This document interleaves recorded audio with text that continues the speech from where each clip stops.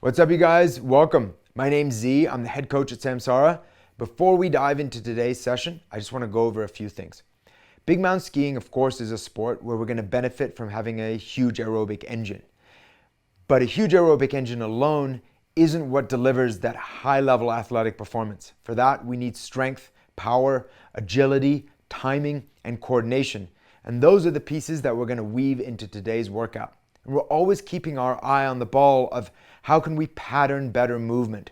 Simply looking at locomotion, the way humans move, and trying to make that more efficient. Training this way is going to make you feel strong, snappy, and fast. But also recognize that each individual body is different. And I want you to follow the signs of your body and not follow me blindly. Sometimes simply slowing down a movement can make you tolerate it, and over time you'll build the capacity. Welcome to the Samsara experience. Let's get into it.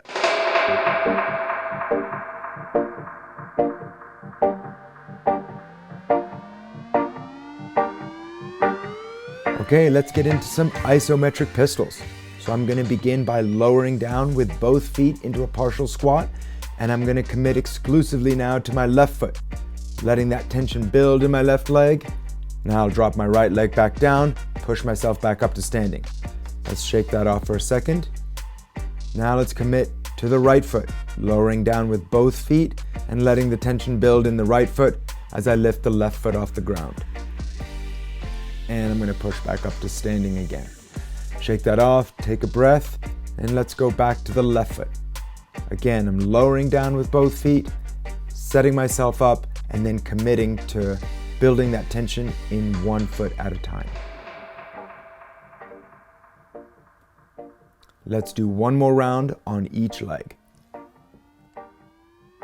Aim to get really stable here. Let your upper body be really quiet and only hold tension in your leg and glute and where you need it to be stable in this position.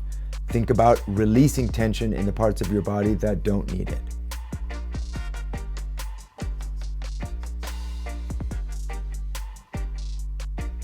And one last, here we go. Dropping down, committing to my right foot, holding that tension, maintaining that natural extension in my lower spine, pushing back up to standing. Okay, good work.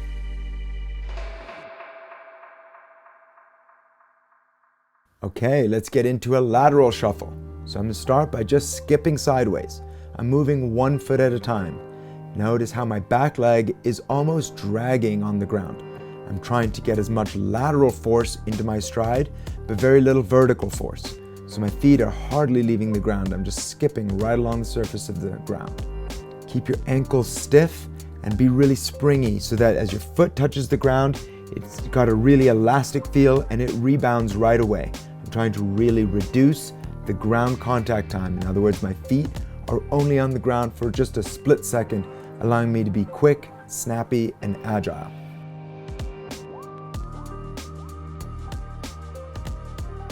All right, now let's get into a crawl, a highly coordinated movement. I'm going to start on my fists and on my forefeet. Now I'm going to step my left foot forward and drag my right fist up at the same time. And we're going to see that pattern repeated over and over again, that left to right side coordination.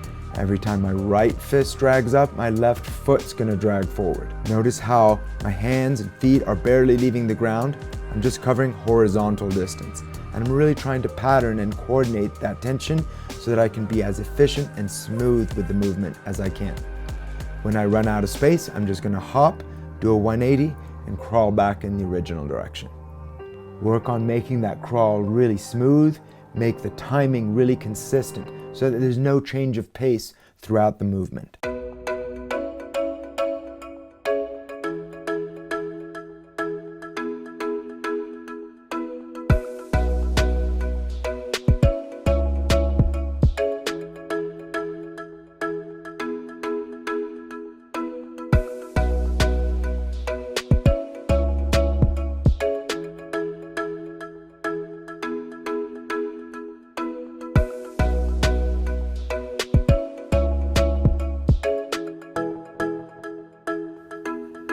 Okay, now let's get into a deep isometric pistol. So similar to the isometric pistol, but I'm going to take an extra second going a little bit deeper into that squat before I commit to my target leg. As I get settled there, I'm slowly going to transition onto that target leg and really articulate in my hips, really maintain that natural extension in my spine and drive that force into my heel. I want to be really stable here. I want to think about how much tension can I release and where do I need to maintain tension. Being strong in this position is fundamental to so many of the ways that we move as athletes and allows us to be athletic at a variety of different levels, not just standing up. Let that tension build in that target leg for a few seconds and make sure to always use the free leg to help push you back up to standing. Take a couple seconds off between each go and shake it out. If 3 repetitions on each leg feels like too much, that's fine. Let your own body guide the way, but make sure that you're going nice and deep and holding that position for a few seconds before coming back up to standing. Okay, deep isometric pistol, nice work.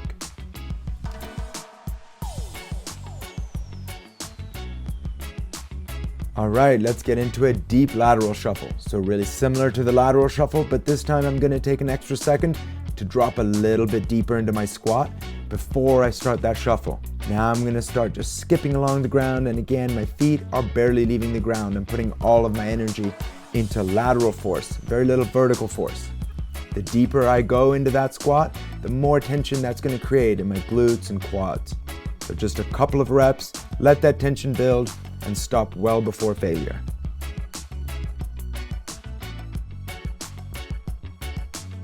All right, now let's get into a crawl, but we're gonna add a little stall to this movement. So I'm gonna start by dropping down into a squat, and I'm gonna roll out onto my fists.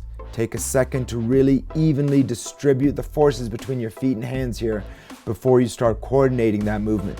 Lower body left side, upper body right side, and drawing that foot up as my fist is gliding forward. At the top of that move, take a second and pause there. Give your body a chance to stabilize itself before you put the next hand down. The longer you take to stabilize yourself there, the more development you'll have in terms of your single arm stability.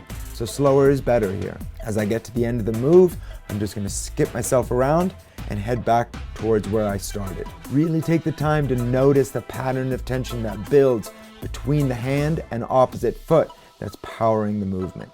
This movement's all about developing better and more efficient patterning. So don't worry about speed, don't even worry about duration, just worry about really nice quality of movement.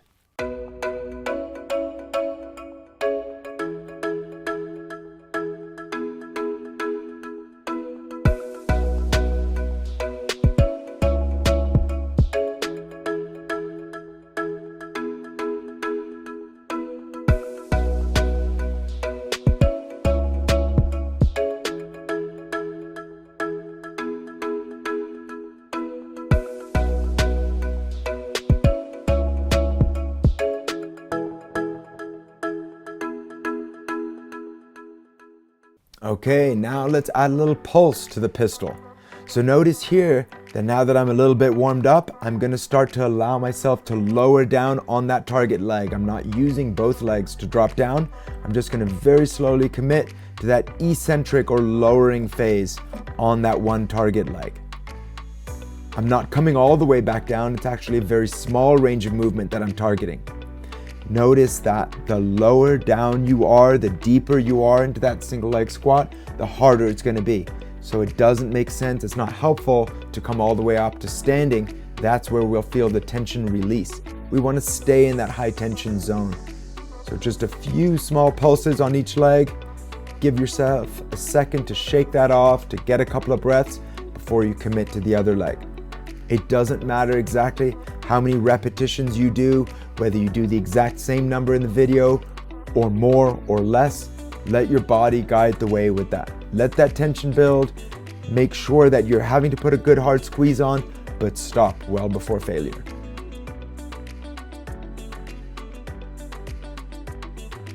Okay, let's get into a zigzag shuffle. So same as that lateral shuffle, but now along with covering that horizontal ground, I'm also going to cover a little bit of ground going forward.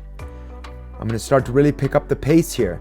So what I want to feel is that my foot is barely just touching the ground for a split second. Think about running on a bed of coals.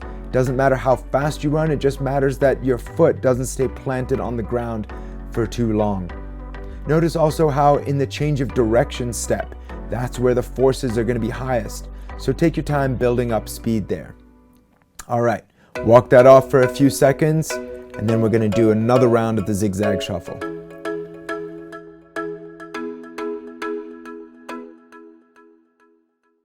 Okay, here we go. Let's dive into another round. Nice quick steps, remaining springy and agile on our feet. That's the zigzag shuffle.